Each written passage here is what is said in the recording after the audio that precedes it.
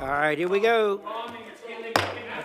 Suspend. You know the drill. Off to jail. That's a war crime. That's a one-year ban from the committee. Anyone who is a persistent violator will be banned for 3 years. So don't know whether the guy falls in that category. Looks like it. I hope after 3 years he'll find a more productive means of employment. Secretary Rubio, we have 2 hearings a week. You know, you seem to have a more robust following than most of our witnesses that come before us. But anyway. There'll be a couple more, so thank you for stopping the clock, but I appreciate it. All right, here we go. Suspend. You know the drill. Off to jail. That's a war crime. That's a one-year ban from the committee. Anyone who is a persistent violator will be banned for 3 years. So don't know whether the guy falls in that category. Looks like it. I hope after 3 years he'll find a more productive means of employment. Secretary Rubio, we have 2 hearings a week. You know, you seem to have a more robust following than most of our witnesses that come before us. But anyway. There'll be a couple more, so thank you for stopping the clock, but I appreciate it. So let me just talk about Venezuela in particular. Please. I think we can talk, if you want. I'm sure your questions will be about what happened before and led up to in the operation. I want to focus my comments this morning on what happens now moving forward, because you're going to ask about the going back. And let me just say this. What is our goal going in? We had in our hemisphere a regime operated by an indicted narco-trafficker that became a base of operation for virtually every competitor, adversary, and enemy in the world. It was, for Iran, their primary spot of operation in the Western Hemisphere was Venezuela. For Russia, their primary base of operation in the Western Hemisphere, along Cuba and Nicaragua, was Venezuela. In the case of China, China was receiving oil at a huge, about $20 a barrel discount. And they weren't even paying money for it. It was being used to pay down debt that they were owed. This is the oil of the people of Venezuela, and it was being given to the Chinese as barter at a 20%, at a $20 discount per barrel in some cases. And so you had basically 3 of our primary opponents in the world operating from our hemisphere from that spot. It was also a place where you had a narco-trafficking regime that openly cooperated with the FARC and the ELN and other drug trafficking organizations using their national territory. It was an enormous strategic risk for the United States, not halfway around the world, not in another continent, but in the hemisphere in which we all live. And it was having dramatic impacts on us, but also on Colombia and on the Caribbean basin and all sorts of other places. It was an untenable situation, and it had to be addressed. And it was addressed. And now the question becomes what happens moving forward. As I've described to you in previous settings and in individual conversations, we had 3 objectives here. The final, I'll work it backwards, because the end state here is we want to reach a phase of transition where we are left with a friendly, stable, prosperous Venezuela, and democratic, in which all elements of society are represented in free and fair elections. By the way, you can have elections. You can have elections all day. But if the opposition has no access to the media, if opposition candidates are routinely dismissed and unable to be on the ballot because the government, those aren't free and fair elections. That's the end state that we want. Free, fair, prosperous, and friendly Venezuela. We're not going to get there in 3 weeks. It's going to take some time.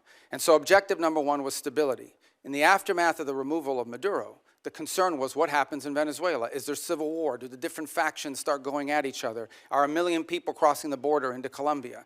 All of that has been avoided. And one of the primary ways that it has been avoided is the ability to establish direct, honest, respectful, but very direct and honest conversations with the people who today control the elements of that nation, meaning the law enforcement, the government apparatus, et cetera. And one of the tools that's available to us is the fact that we have sanctions on oil. There is oil that is sanctioned that cannot move from Venezuela because of our quarantine. And so what we did is we entered into an arrangement with them. And the arrangement is this. On the oil that is sanctioned in quarantine, we will allow you to move it to market. We will allow you to move it to market at market prices, not at the discount China was getting.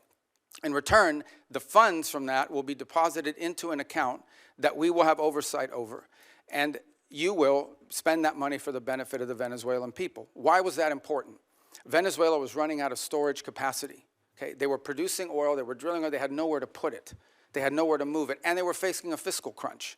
They needed money in the immediacy to fund the police officer, the sanitation workers, the daily operations of government. And so we've been able to create a short-term mechanism. This is not going to be the permanent mechanism, but this is a short-term mechanism in which the needs of the Venezuelan people can be met through a process that we've created where they will submit every month a budget of this is what we need funded. We will provide for them at the front end what that money cannot be used for. And they've been very cooperative in this regard. In fact, they have pledged to use a substantial amount of those funds to purchase medicine and equipment directly from the United States. As in fact, one of the things they need is dilutin, or dilutin, depending how you want to pronounce it. And that basically is the light crude that you need to mix with their heavy crude in order for the oil to be able to be mixed and moved. They used to get 100% of that from Russia. They are now getting 100% of that from the United States. So we're using that short-term mechanism both to stabilize the country, but also to make sure that the oil proceeds that are currently being generated through the licenses we'll now begin to issue on this sanctioned oil goes to the benefit of the Venezuelan people, not to fund the system that existed in the past. The second is a period of recovery, and that is the phase in which you want to see a normalized oil industry. Again, look, we've got plenty of oil. There's plenty of oil all over the world. Canada produces heavy crude, so it's not like Venezuela's oil is unique in that regard, despite the fact they have the largest known reserves in the world. It's not irreplaceable.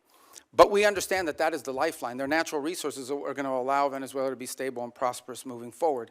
And so we have created what we hope to do is transition to a mechanism that allows that to be sold in a normal way, a normal oil industry, not one dominated by cronies, not one dominated by graft and corruption. To that end, the authorities there deserve some credit. They have passed a new hydrocarbon law that basically eradicates many of the Chavez-era restrictions on private investment in the oil industry. It probably doesn't go far enough to attract sufficient investment, but it's a big step from where they were 3 weeks ago. So that's a major change. We can address some of the other components, but I'll run out of time. But one of the parts of the transition phase, or the recovery phase, is beginning to create space for different voices inside of Venezuelan politics to have an ability to speak out. Part of that is the release of political prisoners. By some estimates, up to 2,000. They are releasing them. They are releasing them probably slower than I would like them to, but they are releasing them. And in fact, you're starting to see some of the people being released beginning to speak out and participate in political life in the country. We have a long ways to go. Look, we can talk in more detail about all of these things. Suffice it to say, I'm not here to claim to you this is going to be easy or simple. I am saying that in 3.5, almost 4 weeks, we are much further along on this project than we thought we would be, given the complexities of it going into it. And I recognize that it won't be easy. I mean, look, at the end of the day, we are dealing with people over there that have spent most of their lives living in a gangster paradise. So it's not going to be like from one day to the next, we're going to have this thing turn around overnight. But I think we're making good and decent progress. It is the best plan, and we are certainly better off today in Venezuela than we were 4 weeks ago. And I think and hope and expect that we'll be better off in 3 months, in 6 months, in 9 months than we would have been had Maduro still been there. So thank you. Subscribe to One India and never miss an update. Download the One India app now.